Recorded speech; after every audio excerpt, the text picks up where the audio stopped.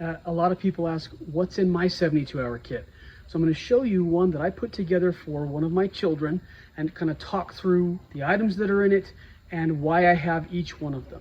So let's walk through what's in my kit. I'm going to start from this side. The first is, this is a decent quality backpack, but it's nothing special.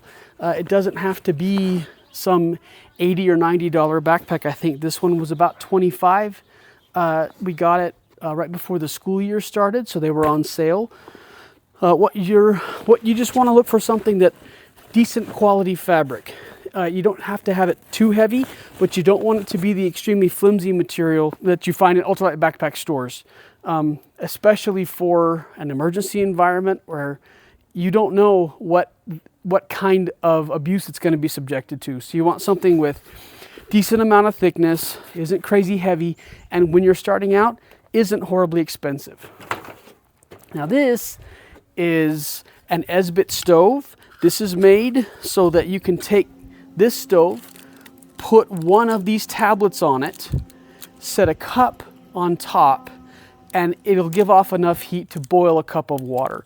So I've got 6 Esbit stove fuel packs so that you could boil at least 6 cups of water if you had to. I also have a lighter.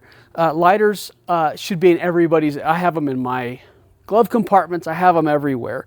Lighters are fantastic. I keep all of these in this. This was a makeup kit or a shaving kit that I bought in bulk off of Amazon.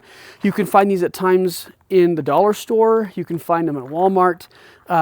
So they're great for keeping all of these things together and just keeping it from spilling all over inside the backpack.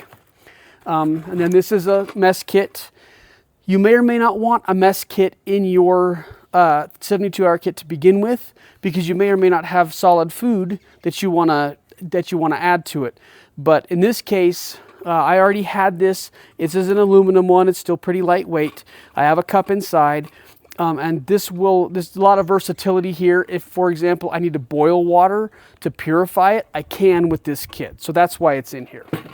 And then these are ration bars. Each one of them is 400 calories. There are 6 of them. So I've got 2,000 calories here. Now, this is, obviously the FDA recommends you get at least 2,000 calories per day. So in this case, you need to balance weight with what you expect. I could still add an MRE. I could still add more of these. Heck, I could add a can of soup because they have the ability to heat it up. But just what we're looking for is flexibility and potentially stuff you might be able to do on the move. And those ration bars are pretty good. I got those off of Amazon. Okay, next this is a headlamp and the batteries. I have the batteries taped together in a triangle. The reason I do that is because I don't want them bumping into each other and creating a circuit where they wear themselves out or cause a short. And then here's the headlamp. I got these in packs. I look for these things. I got this in a pack of 3 for, I think it was about $12 for each of them. It's an LED based headlamp. That's important because they're going to last a ton longer on the batteries. You want extra batteries for these as well. Now I have a emergency thermal blanket. I have this, and I have, you'll see over here, a personal tent. I have them both because you can still wrap this up and be on the move. The tent, you can't do that. But if you need to help somebody get warmer while you're walking, you can still wrap someone up in this and move along with it. The next is a toiletries kit. So I've got toothbrush, toothpaste, comb, soap. These are actually kind of cool. They're little individual soap sheets that you add a couple of drops of water and it immediately dissolves and creates soap that you can wash your hands with. So it takes very little water, as well as some, also have some hand sanitizer and a comb. And again, I keep all of that in one of these kits as well, one of these bags. Now, this is a pure survival kit. It's got fish hooks, it's got fishing line. It's got more tinder for fire starter. It's got a tiny knife and a ferro rod to create a spark, a compass. It's just kind of nice to have in case you need, for example, fish hooks or whatever. It's really lightweight. It's not adding a ton to the backpack, but it's got things that if your 72-hour emergency becomes longer term, or you need the versatility of being able to catch your own food, even if, for example, you're in a rural area, you've got your 72-hour kits in your car, and your car goes off, your car goes off the embankment, and you end up far away from everyone. So you may need to use one or more of these items to help get you back to where you need to be. This is a multi-tool. I got this. This is a miniature multi-tool, but it works really well. I've got a small pair of pliers. I've got a can opener, a bottle opener, a screwdriver, and a blade. And these were great because I think they were $6 at Cabela's. I also have here some packets of cider and hot chocolate so that I can help warm the body with something that isn't me burning calories. Also have a spoon. This is a slightly flexible but plastic spoon. It's going to last a really long time. This one actually has a carabiner tip at the end, so if I need to, I can hang it on the outside if I wanted to let it dry or something. Also have a reusable hand warmer here. These are the kind that you can boil to reset them. It's a fairly thick plastic package with a chemical or physical heater inside. You click the little metal button that's inside the plastic and it hardens and heats up. And then once it's cold again, when you boil it, it resets it to a liquid and it's ready to go again if you need. Also have just a couple of these normal flat disposable hand warmers. I have these because you can put these inside clothing, in shoes or socks or wherever that you really can't put the reusable hand warmer there, but if you need warmth, these are great.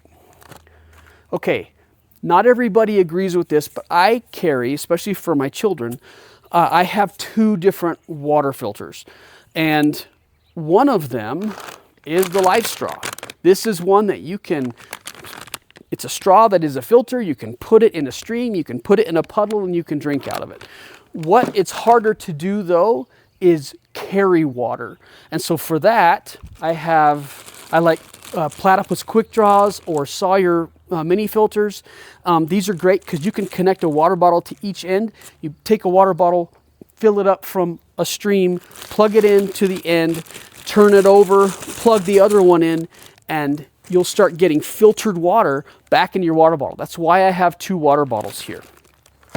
On the topic of water bottles, okay, I know FEMA and it recommends that everybody have at least a gallon of water for drinking per day. The problem with that in a 72-hour kit, especially for youth, is that a gallon of water weighs almost 8.5 pounds. So that means you're looking at well over 25 pounds just with water. So yes, you need it. I have 2 water bottles here. That's half a gallon of water. And then I have the ability to filter whatever other water I find, even on the move. So I start with enough water to get us going through the day, and then I have the ability to filter the water we come across. The fact of the matter is, even if I'm doing this at home, there are gallons of water available in your house that you might still want to filter. You might get a boil notice or something else. Having the ability to filter water is critical.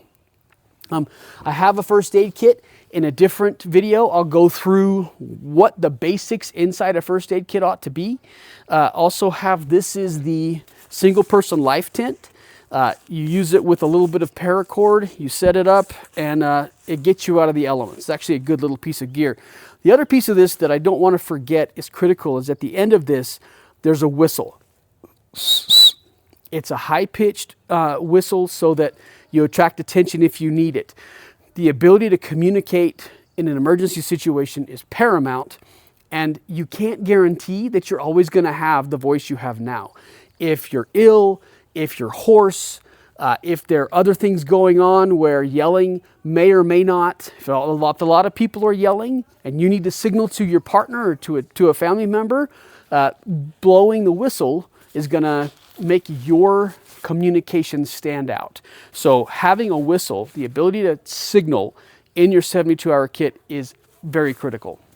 This is a fleece beanie hat, so that just for warmth, I keep it in the plastic bag just for right now. Haven't had to open it, just so that if we get wet, this doesn't get wet and we can still use it for warmth. And then finally, this is a sleeping bag, very small. It's in a compression sack, so it pushes it down very. It's very lightweight.